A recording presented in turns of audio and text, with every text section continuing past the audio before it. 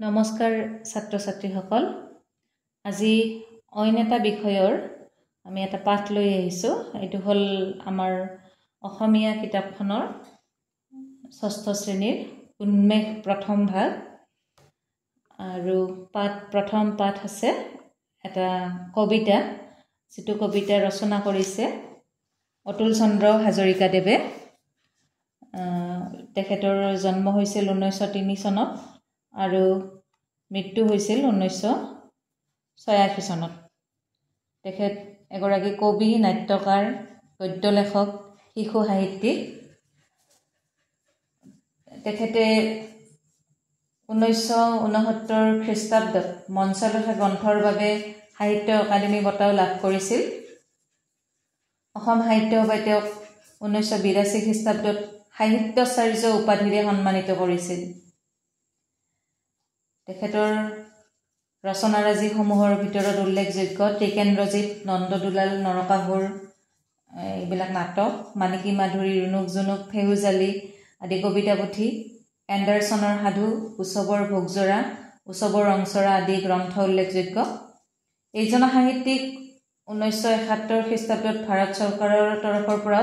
পদ্মশ্ৰী সন্মানেৰে বিভূষিত হৈছিল তেখেতৰ ৰচিত এটি কবিতাটিৰ নাম হৈছে আমাৰ দেশ ইয়াতে দেশ বুলি যদিও কৈছে আমাৰ দেশখন ভাৰত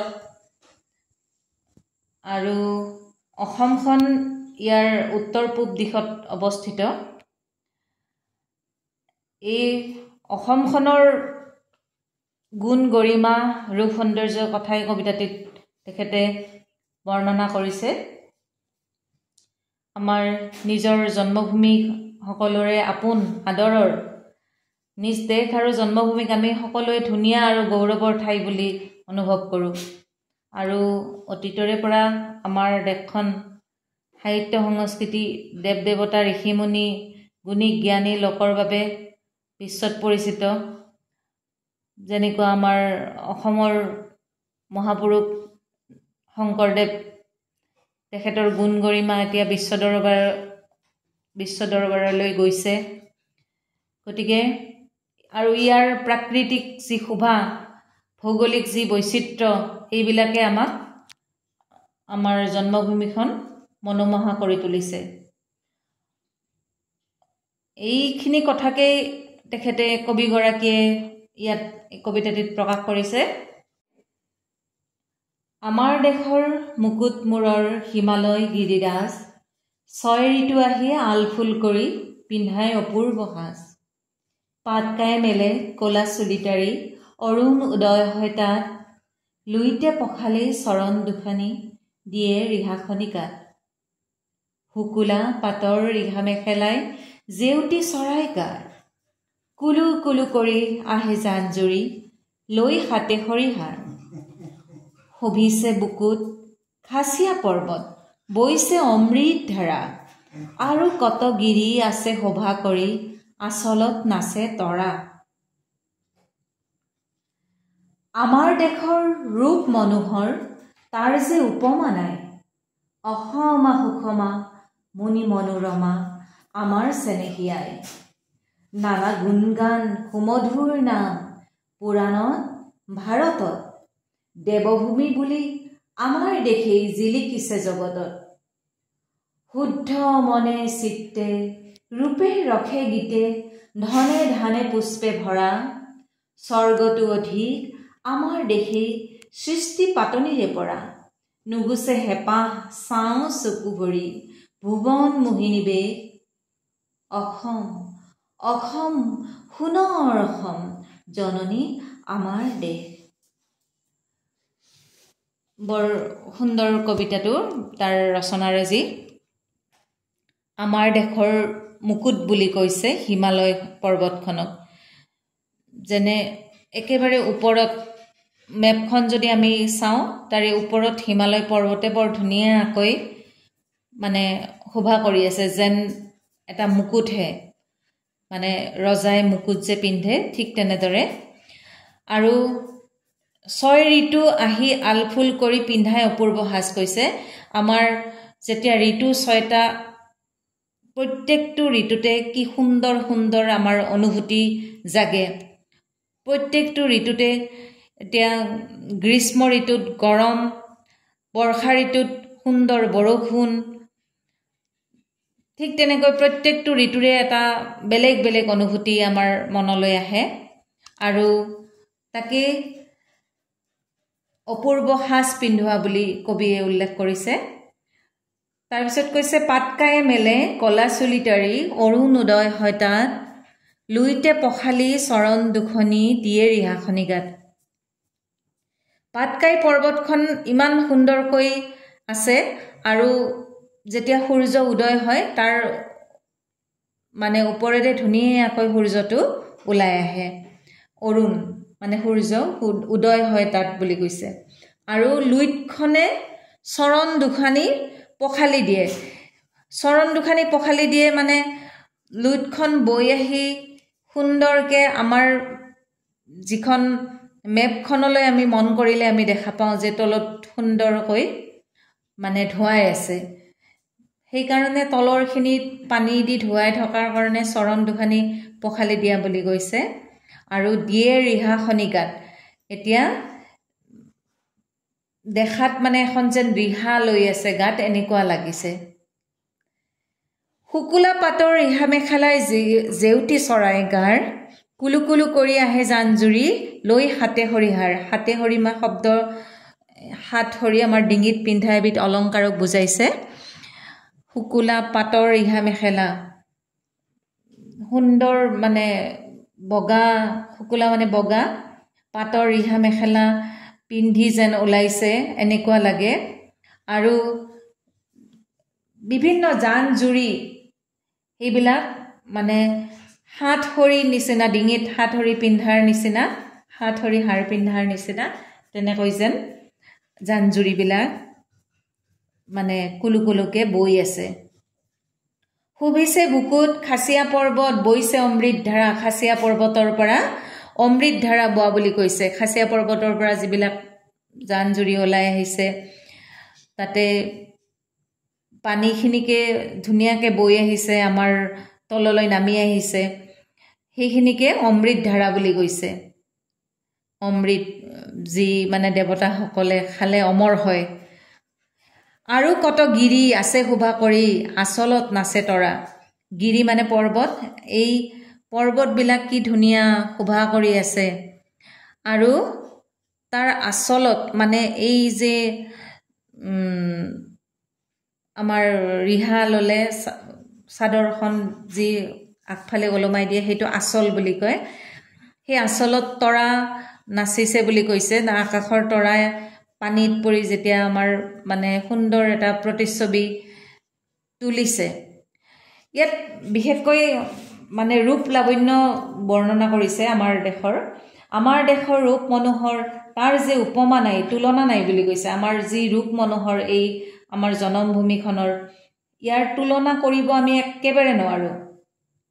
অসমা সুখমা মুনি মনোৰমা আমাৰ চেনেহী আই বুলি আমি ইয়াত জন্মগ্ৰহণ কৰোঁ আমি মানে কোলাত উঠি ডাঙৰ দীঘল হওঁ কাৰণে আই হিচাপে আমি মানো আমাৰ জন্মভূমিক নানা গুণ গান সুমধুৰ নাম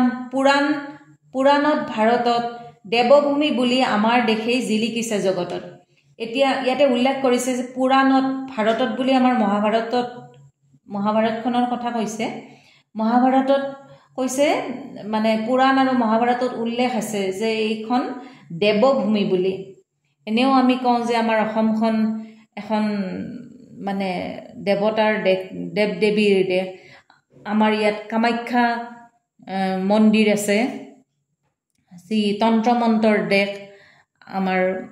ইয়াতে মন্ত্ৰোচ্চাৰ হয় পূজা হলে গতিকে এইবিলাক কথা পুৰাণত লিখা আছে বুলি কৈছে পুৰাণ পঢ়িলে হয়তো আমি গম পাম আমাৰ যেনেকুৱা ধুনীয়া ঠাইৰ কথা এইবিলাক লিখা আছে দেৱভূমি বুলি সেইকাৰণে কৈছে এইখন দেৱতাৰ আমাৰ মানে পদাৰ্পণ আছে ইয়াতে শুদ্ধ মনে চিত্তে ৰূপে ৰসে গীতে নহনে ধনে পুষ্পে ভৰা স্বৰ্গটো অধিক আমাৰ দেশেই সৃষ্টি পাতনিৰে পৰা আৰু অতীজৰ পৰাই আমাৰ এই দেশত শুদ্ধ মনে চিত্তে ৰূপে ৰসে গীতে আমাৰ মানে এই গীতসমূহ ধৰি লওক আমি এই যি শংকৰদেৱে আমাৰ নাম কীৰ্তন ৰচনা কৰি থৈ গৈছে সেইবিলাক আমি শুদ্ধ মনে চিত্তে তাকেই আমি গুণানুকীৰ্তন কৰোঁ আৰু ধনে ধানে পুষ্পে ভৰা বুলি কৈছে ধন ধান মানে আমাৰ যি খেতি পথাৰ আমাৰ যিমান শস্য উৎপাদন হয় সেই কাৰণে আৰু আমাৰ কিমান প্ৰাকৃতিক সম্পদ আছে এইবিলাক বাহিৰলৈ গৈ আমাৰ ইয়াৰ পৰা যথেষ্ট আমি লাভান্বিত হওঁ সেইকাৰণে কৈছে ধনে ধানে পুষ্পে ভৰা বুলি স্বৰ্গটো অধিক আমাৰ দেশেই সৃষ্টি পাতনিৰে পৰা নুগুছে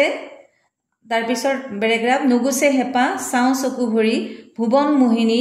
বেশ অসম অসম সোণৰ অসম জননী আমাৰ দেশ এইখন আমাৰ অসমখনৰ কথাই কৈছে জননী জন্মভূমি আমাৰ এইখন দেশ বুলি কৈছে কবিয়ে দেশৰ লগত তুলনা কৰিছে আমাৰ দেশখন অসমখনক যে নুগুছে হেপা চাওঁ চকু ভৰি যিমান চকু ভৰি চালেও আমাৰ হেপা নপলাই এই ভুৱন মোহিনী ৰূপ বুলি কৈছে ভুৱন মোহিনী ৰূপ শ্ৰীকৃষ্ণৰ যি মোহিনী ৰূপ আমাৰ পৃথিৱীৰ সকলোকে বশ কৰিব পৰা আমাৰ অসমখনৰো এই যি সৌন্দৰ্য প্ৰাকৃতিক সৌন্দৰ্য তাক আমি কিমান ধুনীয়াকৈ মানে চাই উপভোগ কৰোঁ বাহিৰৰ মানুহবিলাকে আহি চাই ভাবে ইমান সুন্দৰ প্ৰাকৃতিক সৌন্দৰ্য নদ নদী নিজৰাৰে ভৰা আমাৰ জন্মভূমিখন গতিকে ইয়াকে কবিয়ে এনেধৰণে বৰ ধুনীয়াকৈ ইয়াত কবিতাটোত উল্লেখ কৰিছে আৰু তোমালোকে কবিতাটো বুজি পালা মই পুনৰ এবাৰ কবিতাটো আবৃত্তি কৰি দিছোঁ কবিতাৰ শিৰোনাম আমাৰ দেশ কবি অতুল চন্দ্ৰ হাজৰিকা আমাৰ দেশৰ মুকুট মূৰৰ হিমালয় গিৰিৰাজ ছয় ঋতু আহি আল ফুল কৰি পিন্ধাই অপূৰ্ব সাজ পাত কায়ে মেলে ক'লা চুলিতাৰি অৰুণ উদয় তাত লুইতে পখালি চৰণ দুখনি দিয়ে ৰিহাখনিকাত শুকুলা পাতৰ ৰিহা মেখেলাই জেউতি চৰাই গাৰ কুলু কুলু কৰি আহে জানজুৰি লৈ হাতে হৰিহাৰ শুভিছে বুকুত খাচিয়া পৰ্বত বৈছে অমৃত ধাৰা আৰু কত গিৰি আছে শোভা কৰি আচলত নাচে তৰা আমাৰ দেশৰ ৰূপ মনোহৰ তাৰ যে উপমা নাই অসমা সুষমা মুনি মনোৰমা আমাৰ চেনেহী আই নানা গুণগান সুমধুৰ নাম পুৰাণত ভাৰতত দেৱভূমি বুলি আমাৰ দেশে জিলিকিছে জগতত শুদ্ধ মনে চিত্তে ৰূপে ৰখে গীতে ধনে ধানে পুষ্পে ভৰা স্বৰ্গটো অধিক আমাৰ দেশেই সৃষ্টি পাতনিৰে পৰা নুগুছে হেপা চাওঁ চকু ভৰি ভুৱন মোহিনী বেশ অসম অসম সোণৰ অসম জননী আমাৰ দেশ এই কবিতাটোৰ প্ৰশ্ন উত্তৰবোৰ আমি পিছৰ এটা ভিডিঅ'ত আলোচনা কৰিম তোমালোকৰ যদি এই ভিডিঅ'টো ভাল লাগিছে তেতিয়াহ'লে এইটো লাইক কৰিবা কমেণ্ট কৰি জনাবা যদি প্ৰশ্ন উত্তৰ লাগে আৰু লগতে সাবস্ক্ৰাইব কৰি থলে তোমালোকে নতুন নতুন এনেধৰণে আমাৰ নতুন কিতাপবিলাকৰ ভিডিঅ' পাই থাকিবা ধন্যবাদ